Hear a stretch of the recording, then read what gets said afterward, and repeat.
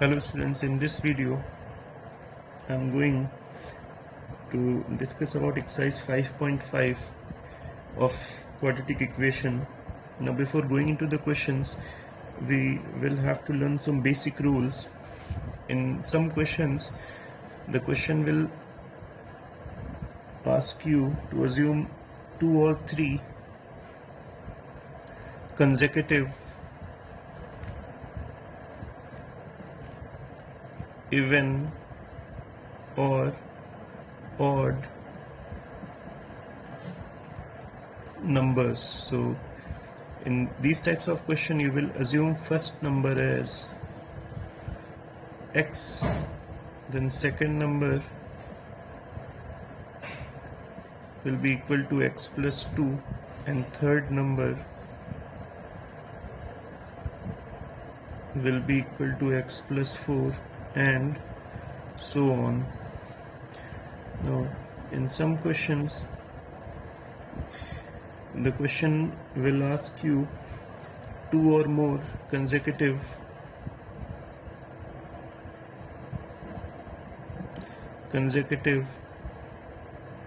natural numbers or whole numbers or integers. In all these cases, first assumed number will be x, second number will be x plus 1, third number will be x plus 2, so on. So having understood about these two basic rules, we will proceed towards the question. First part of question number 1 is the square of 2 consecutive natural numbers is 61. Since the question talks about 2 consecutive natural numbers, therefore first number is x, assumed is x, and second number will be x plus 1. Now as given sum of their squares, so squaring both the numbers and then adding them, we will get 61. Now x square, expanding this, we will get x square plus 1 plus 2x1 is equals to 60. So 2x square plus 2x plus 1 minus 61 is equals to 0. Bringing 61 to the opposite side, we will get 2x square plus 2x minus 30 is equals to 0. Taking 2 as common, get x square plus x, so 60. Now taking 2 as common, we will get 60 is equals to 0. Now 2 will go to the opposite side and it will become 0. So x square plus x minus 30 is equals to 0. Now we can use factorization method to get the values of x. So we'll x square plus 6x minus 5x minus 30 is equals to 0. Taking x as common, get x plus 6. Taking minus 5 as common, we'll get 5 is equals to 0. Now taking x plus 6 as common, we get x minus 5 is equals to 0. Now x is equals to minus 6 and x is equals to plus 5. Now since question talks about natural numbers, and we all know that natural numbers start from 1, so we cannot take negative values. So x is equals to minus 6 is left alone, and we talk about only x is equals to 5. So first number will be is equals to 5 and second number is equals to 5 plus 1, that is x plus 1, and x is 5, so 5 plus 1, that is 6. So the answers are 5 and 6. Now if we look at the second part of this question, the question says 2 consecutive integers and remaining question is same. So when we talk about integers, since x is equals to minus 6 is also an integer and x is equals to 5 is also an integer, so we have to take both 5 as well as minus 6 into consideration. Now first number will be equal to, first number is x, so x is minus 6, and second number x plus 1, that is minus 6 plus 1, so we will get minus 5.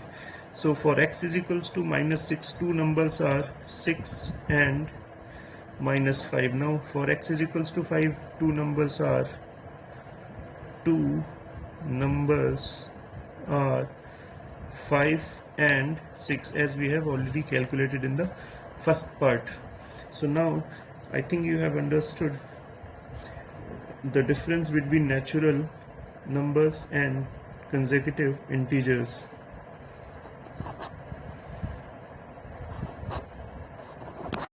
Now let us begin question number second, and first part of the question number 2 is two consecutive even integers. So question talks about two consecutive even integers. So first number is equals to x, then second number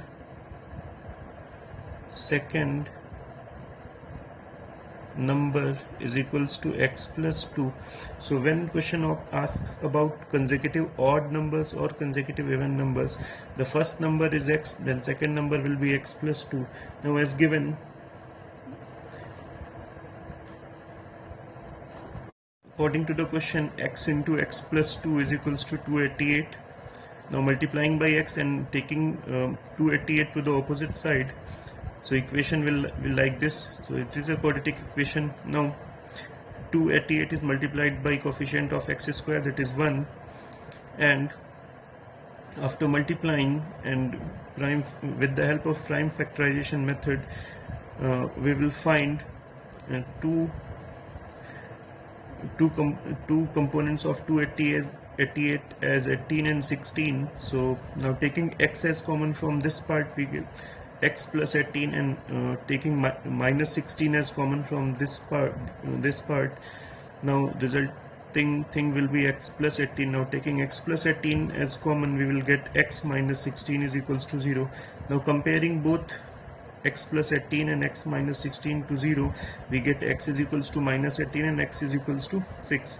Since question asks about positive consecutive even integers, so negative value of x will not be considered, only positive value of x is considered. So your first number will be equal to 16, and since second number is x plus 2 and the value of x is 16, so the second number will be 18. So your answers are 16. So your answers are